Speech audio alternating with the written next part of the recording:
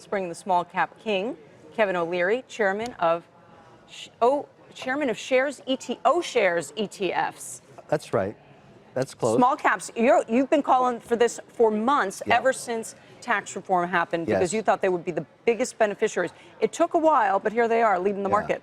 It's not all of them. Russell, FTSE Russell maintains the Russell 2000 stocks. The ones that are going to be affected on the upside of tax reform are the ones that make money, which many in the Russell 2000 don't, and you have to exclude REITs. REITs aren't taxed. So I went back to FTSE Russell and said, guys, this is a once-in-a-lifetime opportunity for the next 3 years maybe. We're going to have this remarkable increase in free cash flows in some of those companies. Would you do the work and let anybody license it from you? Go back and get out of the 2000 anything that doesn't make money and anything that's a REIT. You don't want to own a REIT in a rising rate environment anyways.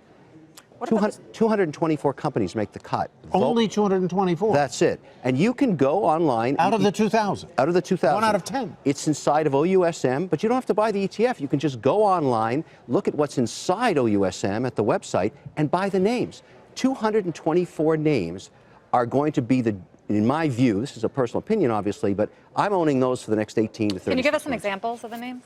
Ceres, like a medical supply company that used to pay 31% tax, now paying 21%. 18% increase in free cash flow. No analysts, so few analysts cover these names. All kinds of names, industrials, biotech, you name it. How much are you paying for those earnings?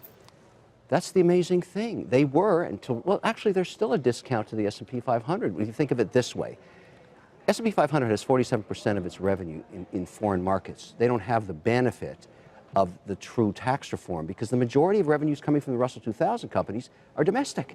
So they're going to have the full impact, plus you're not exposed to trade wars if it's all domestic revenue, or majority is, and nobody's covering these companies. Even the companies themselves, when I call up the CEO saying, can you give us an estimate on increase in cash flows? I haven't even got the tax book yet from the IRS. I don't even know how good it's going to get By how yet. much have those 200 outperformed the Russell 2000 as a whole? Well, it's almost unfair to compare because the REITs have really slowed down the potential of the Russell 2000.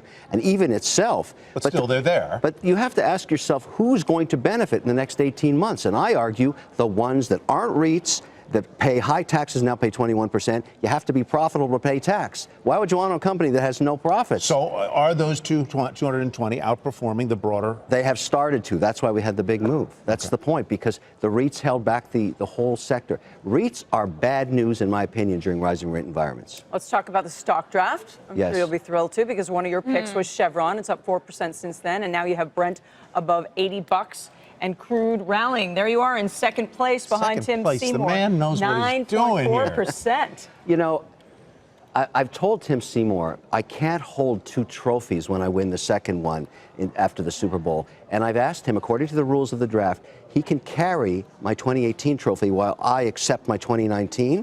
And I'll hire a psychiatrist to work with him to take the pain away.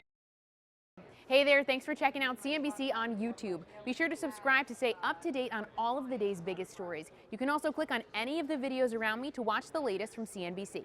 Thanks for watching.